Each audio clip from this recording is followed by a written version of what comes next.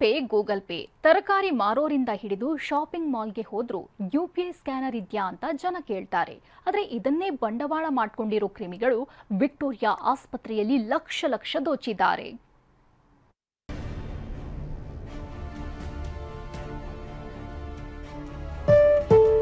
₹100 received on PhonePe. ₹100 received on PhonePe. Tea ಊಟದ ಹಣ ಪಾವತಿಗೂ scan, bus metro ticket UPI scanner. UPI ID ಮೂಲಕ ಥಟ್ ಅಂತ ಖಾತೆಗೆ ಹಣ ಜಮೆಯಾಗ್ಬಿಡುತ್ತೆ. ಆದರೆ ವಿಕ್ಟೋರಿಯಾ ಆಸ್ಪತ್ರೆಯಲ್ಲಿ ಇಂತಹ ಯುಪಿಐ ಐಡಿಗಳನ್ನೇ ಬಳಸಿಕೊಂಡು ಲಕ್ಷ ದೋಖಾ ನಡೆದಿದೆ. ವಿಕ್ಟೋರಿಯಾ ಆಸ್ಪತ್ರೆಯಲ್ಲಿ ಯುಪಿಐ ಕೋಡ್ ಸ್ಕ್ಯಾನ್. ವೈಯಕ್ತಿಕ ಯುಪಿಐ ಐಡಿ ಬಳಸಿ 23 ಲಕ್ಷ ರೂಪಾಯಿ ವಂಚನೆ. ಬಿಎಂಟಿಸಿ ಬಸ್ಗಳಲ್ಲಿ ಕೆಲ ಕಂಡಕ್ಟರ್ಗಳು ವೈಯಕ್ತಿಕ ಯುಪಿಐ ಸ್ಕ್ಯಾನರ್ ಬಳಸಿ ಹಣ ಜೇಬಿಗಿಳಿಸಿದ್ರು. ಇದೀಗ ಪ್ರತಿಷ್ಠಿತ ವಿಕ್ಟೋರಿಯಾ ಆಸ್ಪತ್ರೆಯಲ್ಲೂ ಸಿಬ್ಬಂದಿ ಇದೇ ರೀತಿ ಕಳ್ಳಾಟವಾಡಿದ್ದಾರೆ.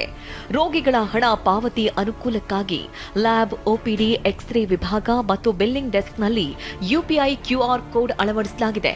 ಆದರೆ ಕೆಲವು ಸಿಬ್ಬಂದಿ ಇದನ್ನೇ ಬಂಡವಾಳ ಮಾಡಿಕೊಂಡಿದ್ದಾರೆ. ಆಸ್ಪತ್ರೆ ಖಾತೆಯ ಕ್ಯೂಆರ್ ಜಾಗದಲ್ಲಿ ವೈಯಕ್ತಿಕ ಕ್ಯೂಆರ್ ಕೋಡ್ ಅಳವಡಿಸಿಕೊಂಡಿದ್ದಾರೆ.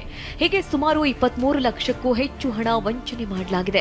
ಹೊರಗುತ್ತಿಗೆ ನೌಕರರು ಕೃತ್ಯ ಎಸಗಿದ್ದು ಅಮಾನತು ಮಾಡಿ ತನಿಖೆ ನಡೆಸಲಾಗ್ತಾ ಇದೆ. ಇದಕ್ಕೆಲ್ಲ ಆಕ್ಷನ್ ತಗೊಂತಾ ಇದೀವಿ. ಕಂಡು ಬಂದಾಗಿಂದ ನಾವು ನಮ್ಮ ಆಸ್ಪತ್ರೆ ಎಲ್ಲ ಹಂತದಲ್ಲೂ ಎಲ್ಲ ಅಧೀನ ಆಸ್ಪತ್ರೆ ಇದೆಯಲ್ಲ, ಎಲ್ಲ 5 ಆಸ್ಪತ್ರೆಯಿಂದ ಇದನ್ನೆಲ್ಲ ಎಲ್ಲ DOS ರೊಟೇಟ್ ಮಾಡಬೇಕು. ಮತ್ತು ಸೂಚನೆಗಳೆಲ್ಲ ಹಾಕಿದ್ದೀವಿ ನಮ್ಮ UPIನಲ್ಲಿ ಟ್ರಾನ್ಸಾಕ್ಷನ್ ಏನು ಮಾಡಬೇಕು, ಎಷ್ಟು ಬರುತ್ತೆ, ಪಬ್ಲಿಕ್ಗೆ ಅವೇರ್ನೆಸ್ ಬರೋ ಥರ ಎಲ್ಲ ನಾವು ಹಾಕಿದ್ದೀವಿ. CCTV ಅಲ್ಲೋಗ್ತಾ. ವಿಕ್ಟೋರಿಯಾ ಆಸ್ಪತ್ರೆಗೆ ಬರೋ ರೋಗಿಗಳು ಯುಪಿಐ ಸ್ಕ್ಯಾನ್ ಮಾಡಿದ ಹಣ ಎಲ್ಲಿ ಹೋಗ್ತಿದೆ ಅನ್ನೋ ಅನುಮಾನ ಮೂಡಿತ್ತು. ಅಧೀಕ್ಷಕ ದೀಪಕ್ ಸಮಿತಿ ರಚಿಸಿ ತನಿಖೆಗೆ ಆದೇಶಿಸಿದ್ರು. ಈ ವೇಳೆ ಹೊರಗುತ್ತಿಗೆ ನೌಕರರು ತಮ್ಮ ವೈಯಕ್ತಿಕ ಕ್ಯೂಆರ್ ಕೋಡ್ ಅಂಟಿಸಿ ಲಕ್ಷ ದೋಚಿದ್ದು ಬಯಲಾಗಿದೆ. ವಿವಿಪುರಂ ಠಾಣೆಯಲ್ಲಿ ದೂರು ದಾಖಲಾಗಿದೆ.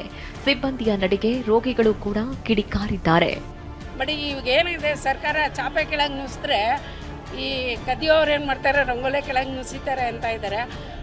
ಈ ಏನು ಆನ್ಲೈನ್ ಪೇಮೆಂಟ್ ಇದೆ ಅದು ಒಳ್ಳೆಯದು ಮತ್ತು ಕೆಟ್ಟದು ಎರಡೂ.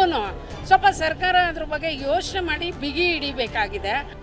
ವಿಕ್ಟೋರಿಯಾ ಆಸ್ಪತ್ರೆಯ ಇನ್ಫೋಸಿಸ್ ಬ್ಲಾಕ್ 1ರಲ್ಲೇ 23 ಲಕ್ಷ ಲೂಟಿ ಹೊಡೆಯಲಾಗಿದೆ. ಆಸ್ಪತ್ರೆ ಆಡಳಿತ ಮಂಡಳಿ ಸಮಿತಿ ರಚಿಸಿ ಎಲ್ಲಾ ಕಡೆಗೂ ಪರಿಶೀಲನೆಗೆ ಮುಂದಾಗಿದೆ. ಮತ್ತಷ್ಟು ಖದೀಮರು ತಗ್ಲಾಕೊಳ್ತಾರಾ ನೋಡಬೇಕು. ವಿನಯ್ ಕುಮಾರ್ ಕಾಶಪ್ಪನವರ್, TV9 ಬೆಂಗಳೂರು.